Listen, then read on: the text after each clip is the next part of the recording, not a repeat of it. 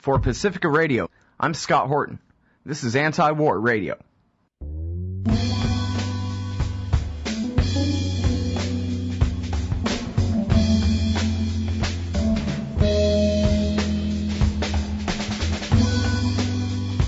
All right, y'all, welcome to the show. It's Anti-War Radio. I'm Scott Horton, and tonight's guest is Marcy Wheeler, a.k.a. The Empty Wheel. She's a blogger who used to write The Next Hurrah, and then wrote at Fire Dog Lake for quite a while, and now she's back at her own blog, Empty Wheel, at emptywheel.net, and she writes so much, and of such high quality, it definitely goes in your list of bookmarks. Welcome to the show. Marcy, how are you doing? Thanks, Scott. How you doing? I'm doing great. Appreciate you joining us this evening. Glad to be here. All right, so I thought, we could treat this interview a lot like your blog, a hodgepodge of all different kinds of things. You have mostly domestic police state type stuff, but some overseas coverage too, all kinds of interesting things to look at. But first of all, before we get too far into domestic police state stuff, I was hoping that you could talk about your blog entry from the 16th, The Other Drinking Soldiers, and talk a little bit about your perspective on the story that this one guy, Sergeant Bales, was responsible for the Afghan massacre. It seems like there's so much conflicting information coming in. I just wonder where you're at on your understanding. Well, yeah, it's a really remarkable media study since the massacre happened because DOD immediately said, one soldier, we won't tell you who it is, he's in custody, won't tell you who it is. Very early on, Western reporters on the ground talked to some survivors, and the survivors all said more than one. We heard drunken soldiers together, more than one soldier. And then there was an Afghan parliamentary inquiry. They said lots more. And then just in the last day, you'll recall that the Sergeant Bales in question, his story, which is all we get to hear about in the United States, but his story says, one of his buddies lost a leg the day before his incident, and maybe that's why he went, crazy and started killing everyone. And if you watch the references to that, it's very interesting because even his defense attorney says, well, yeah, Sergeant Bales and all the guys were really upset about that. In the last day, there's been reporting that there was a roadside bomb that exploded the day before the incident, and I think there was another one 3 days before the incident. And the local villagers, that happened right by one of the villages where the massacre happened, and the local villagers were told by Americans that there would be retribution for these roadside bombs, for IEDs, basically. And that story is just coming out. So there are at least indications that the soldiers in question, not just Bales, but everybody else who was involved in this unit, were really pissed off because they believed local villagers were setting off IEDs. And it's not even clear that it would have been the villagers because the Taliban are working there and they like to exacerbate relationships between the Americans and local villagers. So there's this question of whether or not it was a response to an IED attack earlier in the week. Mm-hmm. Yeah, almost it sounds like a Haditha massacre in slow motion. The day after tomorrow, we're going to come back and do a Haditha massacre here. Well, and there's a bunch of details that I don't think have got enough play. For example, one of the most interesting kinds of witnesses to this are the Afghan guards, because they're the ones who guard the perimeter of the forward operating base, and then there are cameras and so on. And there were three of them, I think, that have been interviewed by Western journalists. And between the three of them, they support the notion that this guy Bales left the base twice that night.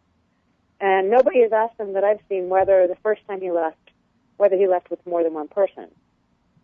There's the whole incident where one of the families, 11 people, mostly women and kids that were killed, they were burned. Those bodies were burned. There's actually a story in the Wall Street Journal today saying that a 2-year-old may have been burned alive in that attempt to presumably cover up the bodies or cover up the evidence. Which if your listeners do have access to Wall Street Journal, I really recommend it because it's told from the story of the villagers, and it tells about their family members that they lost, and one guy said, well, at least I was able to buy my son the bike that they had asked for before they died. It's really heartbreaking. The title of it is Afghan Father Copes with Aftermath, and the lead byline is Charles Levinson. They describe how Muhammad Wazir was off working and his entire family was massacred, and he came back to find them all dead. He's the one who says his 2-year-old might have been alive when the burning started. Now, I guess it's sort of just left up to our imaginations or something. I don't know if there's actually any real credible reporting about this either way. Is there, about whether it's possible or likely that one guy really did do all this himself, or whether this had to have been a squad of men? He's covering for them, perhaps involuntarily? I'm not sure we'll ever know. And again, one of the other interesting details is Bales' defense attorney said, well, this is going to take 2 years to go to trial. And I find that, if you look at the example of Bradley Manning, that's not surprising. But I find that really interesting because in 2 years' time, of course, most of our regular troops, at least, we'll still have special forces there, but most of our regular troops will have been pulled out from Afghanistan. So I wouldn't be surprised if the U.S. tried to stall on the trial here so that any evidence that did come out would come out after, quote-unquote, we were no longer there. Yeah. Well, they sure were able to clamp down on even releasing his name with no leaks for a week, I think, until they deliberately decided to let it go. So maybe the truth won't come out. Well, and even, flying him to the United States, it's one, the Afghans all say we would like to try him in local trial, in a local court. We got him out of Afghanistan before we gave a name, and out of Kuwait because they didn't want him there. But that means, at least as I understand the way military commissions work, that they're going to have a really difficult time forcing any Afghan witnesses or even getting any Afghan witnesses to testify. And of course, they're the ones who are the witnesses. And so I think it makes it likely that the trial is going to be relying on U.S. forensics and those videos they have, and not a lot of the first-hand testimony from the Afghans. All right, it's Anti-War Radio. I'm Scott Horton. I'm talking with the empty wheel, Marcy Wheeler. She's not so empty. She knows a lot of things. I wanted to bring up a couple of footnotes there from the discussion of the massacre. It was in the Australian and in the Christian Science Monitor, too. Both had, and I think perhaps the Associated Press, but definitely the Australian and the Christian Science Monitor had stories where the local villagers described all the men being put up against the wall and warned, some of them thinking they were about to be shot right then and there, that we're coming back here and we're going to get revenge for this bomb that went off nearby. So that's some pretty tough stuff. All right. So again, yes, it is Empty Wheel on the line, emptywheel.net. I wanted to ask you now about James Risen at the New York Times and the recent pieces. In fact, there's a brand new one out in Reuters today, but I think the most important ones probably are James Risen at the New York Times has done two recent pieces about how the CIA and, in fact, the rest of the intelligence community and even in agreement with the Israelis have concluded, like we should already all know, that the Iranians are not making nuclear weapons and have not made the decision to begin making nuclear weapons. And I was wondering if I could get your comment on the newsworthiness of the fact that James Risen wrote this in the Times, which is possibly the most important part of the story. Right. I looked. James Risen had written, I think, 14 stories in the last year. He's been kind of busy trying to avoid testifying in another Iran case, which is the Jeffrey Sterling case, where Risen exposed the Merlin program, where we dealt nuclear blueprints to Iran as an attempt to make them screw up their development program. And so I think it's notable that James Risen, who really hasn't been on his beat much, there's been some congressional stories. There was a story or two, I think, about Gaddafi's, how he was staying alive and the money he was getting, and that's about it. So it's I think remarkable to see Risen both talking about Iran intelligence again, and he even brought up another example from his book where somebody within the CIA basically wrote to all of the CIA's human assets in Iran and exposed them because the person she was writing to was a double agent. And then I also think it's interesting because one of the interesting things about his story is he talked about the centrality of intercepts in our understanding of Iran right now, because we don't have humans on the ground. Iran rolled up our sources in Iran again earlier or in the last 6 months. So we don't have human assets on the ground, and we're really relying on intercepts, which, of course, the NSA is the other big story that James Ricin wrote. I think it's also really interesting, given that the government is pursuing Ricin for his sources so hard. I mean, who risked talking to Ricin to get the story out there that Mossad agrees with us, which is that Iran doesn't have a nuclear program? And I think that is, I think you're right. I mean, it's a very interesting counterpart to all of, the long string of Sanger stories. And it clearly there are people within the administration. I mean, was it a sanction leak to Ricin? I don't know. There's a lot of, if it were sanctioned, they would go to David Ignatius, who seems to be the go-to guy for that lately. And instead, they give it to Ricin, and, it's really important that Mossad also knows Iran doesn't have nukes. It'd be really nice if the New York Times could then get to the next point, which is, why are we so gung-ho to go to war against Iran if it's not about nukes, which it's not. It's about hegemony in the Middle East. It's about, Saudi control of the Middle East. It's about our little oil world. But, I'm not convinced that the mainstream discourse is going to get there anytime soon. Yeah, well, in fact, that's something that our assistant editor at antiwar.com, John Glazer, has been keeping track of very closely on our blog there the past few weeks, is how many times officialdom comes out with, again, like the new Reuters piece today, reminding everyone that our own CIA says they're not making nukes over there in Iran, so don't panic. And then how many times will all the cable TV news hosts, especially people like Wolf Blitzer, how many times will they just go on completely oblivious and run with the idea that, the Iranians, they could give a nuke to an Al-Qaeda terrorist tomorrow, and no kind of truth or details or knowledge or anything has anything to do with it, really. It's all just, like when the president talks, it's just the teleprompter. It doesn't have to have substance in it, really. Right. But again, I think that's why it's important to have Ricin's reporting out there, because he's more trustworthy than a lot of these teleprompter journalists, as you might call them. Right.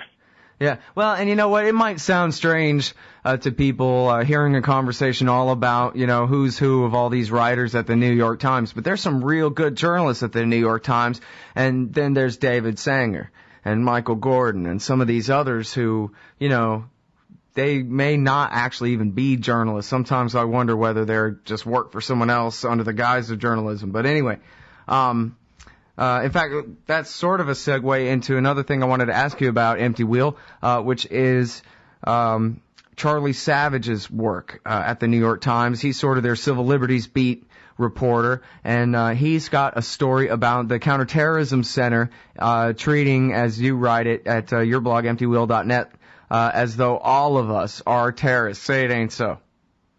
Oh, it's so.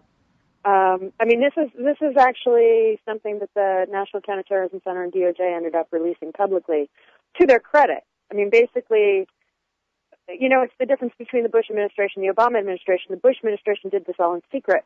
This is an incredible power grab, and it's an incredible. They are basically implementing the Total Information Awareness database that John Negroponte implemented a billion years ago, and got shot down because American citizens didn't want it.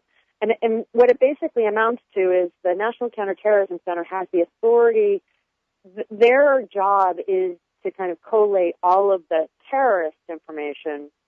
They're not supposed to have say over domestic terrorist information, but because they're allowed to get domestic terrorist information if they need it, they're pointing to that and saying, well, that allows us to get any federal government agency database so that we can use it for data mining and then pass on the results of our data mining.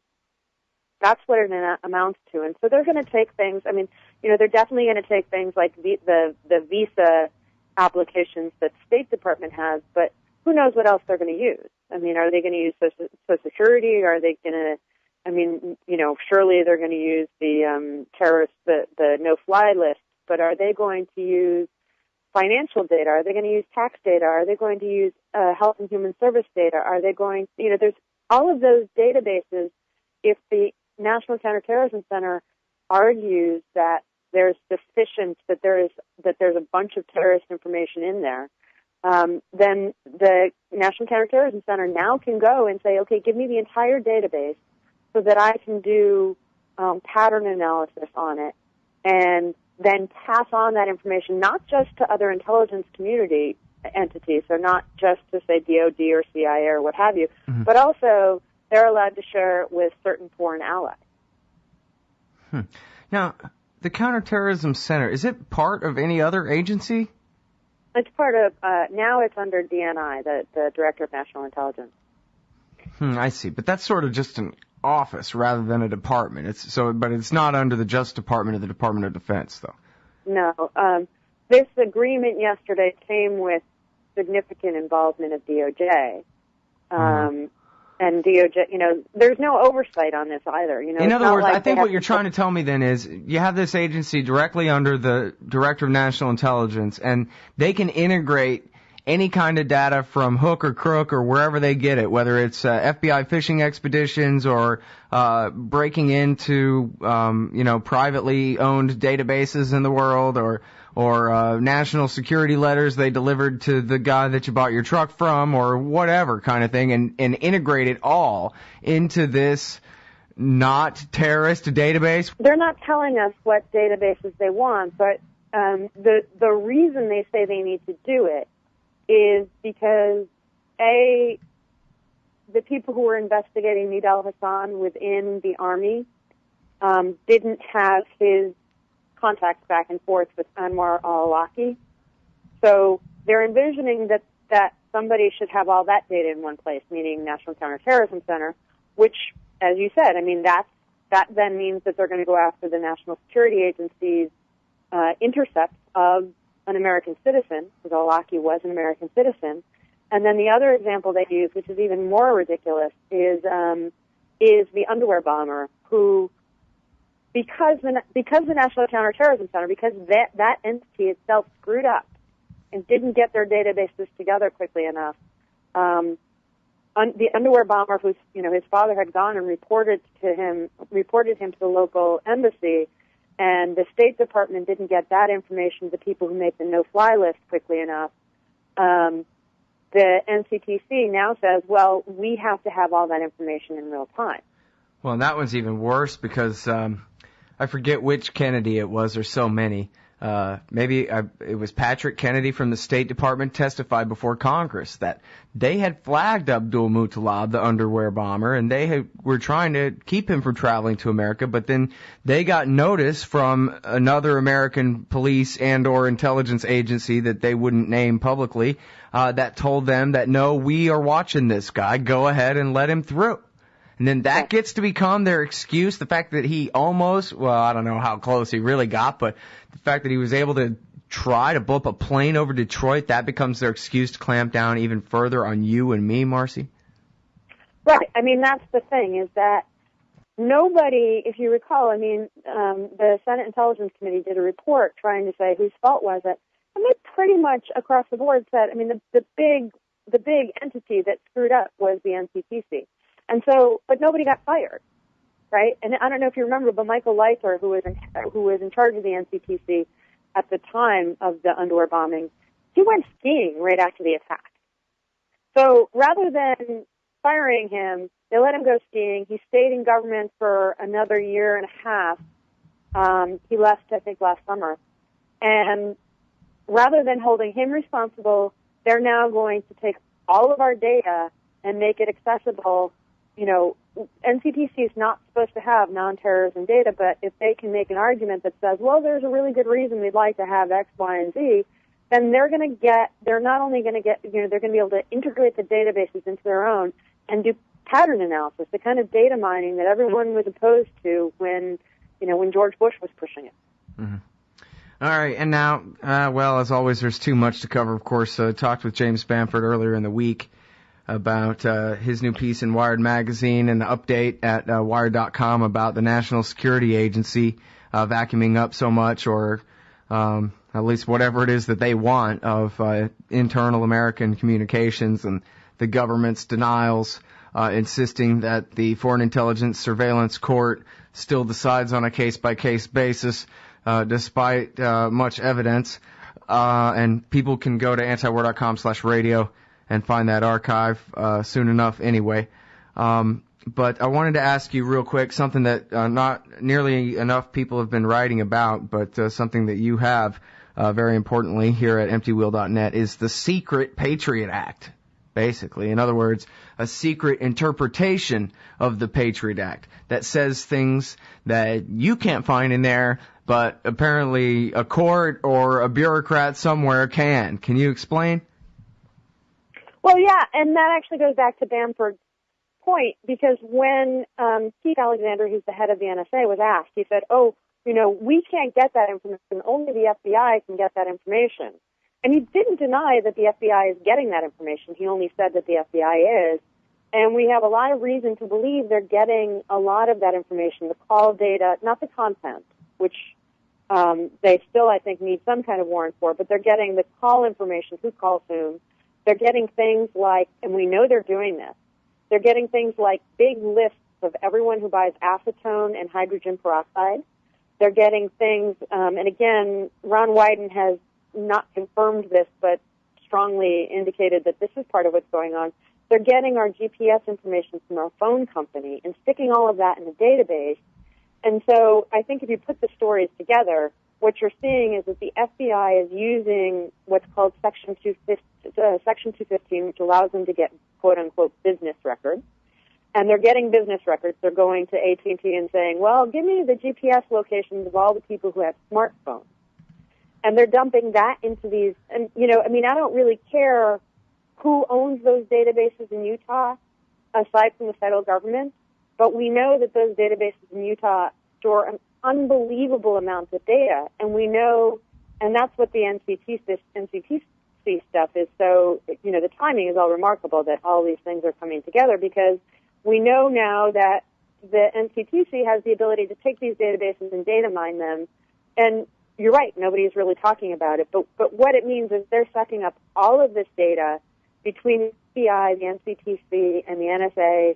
It's going into these databases. It's being data mined, and your data and my data is in there, along with people that they think might actually be terrorists, although given, these definitions, who knows what they've got on us. But that data will be there. I mean, this latest NCTC thing is, this says, well, it's only going to be there temporarily, but our definition of temporary is 5 years unless some executive order or some law or some other reason means we have to keep it. So there's no reason to expect they'll get rid of this data in 5 years. Zero. Right. Well, and that's how these things always work, too, is, well, look, we're just looking at these people, not those people, and whatever. And then the amendment comes a year or two later, and nobody really squawks. But, yeah, it looks like we're headed toward a situation where, Christopher Ketchum wrote a piece for Counterpunch years ago about Main Core, where you don't really have to have some giant government supercomputer holding it all or anything. All you need is a keyboard. And you just type in the name and you hit enter. And if you have access to the correct national government system there, then it will just pull together the ultimate file from every different source all at once for you. And so the days of, people who aren't criminals being tailed by the FBI compiling these dossiers on them like J. Edgar Hoover times or whatever, all of that basically becomes automatic for any of us at the asking. They just have to hit the button, and all of a sudden the full file on Empty Wheel appears, kindergarten on or whatever they got, your first shots. Well, and not only that, but the standard they're using now, because they're doing this as pattern analysis, is they get to keep it and send it on to other agencies if they, quote-unquote, can reasonably believe that you're a terrorist. And their, quote-unquote, reasonable belief comes through pattern analysis, not like, you, Scott, have ties to somebody who's actually a terrorist, but you, Scott, buy falafels from a falafel joint the terrorists also buy falafel from. It's that kind of, attenuated relationships that they're now arguing is proof that somebody's a terrorist. And of course, none of this data will ever go to court where we can, laugh at it and throw it out because they're going to keep it secret. And so, it's guilt by not even association at this point. Although it could be guilt by, it could be that you meet this nice Muslim guy and 4 years from now he decides to become a terrorist, but they're going to go back and find out that you knew him 4 years ago and declare that an association. I mean, that's one of the dangers with this 5-year, which will become 10 and 20 and 40. But the other thing is that it's not even about real relationships anymore. It's about patterns. And patterns are not guilt yet.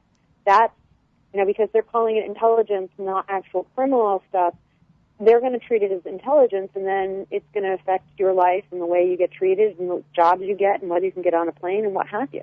Yeah, well, government language always kind of ruins everything because, the question at issue is whether any of this data amounts to information and whether knowledge about what's actually happening can be gleaned from that information, and then whether the wise choice and how to move forward can be deduced from there. That's humans thinking rather than just pointing at a screen and saying, well, the computer says lock them in the hole forever, Right, and the other thing is they're drowning in data already. I mean, they are drowning in data. They can't get to the actual intelligence they need. They can't process it quickly enough, although that's one of the reasons they opened the location in Utah is because they've got lots of good translators there, and they're trying to catch up.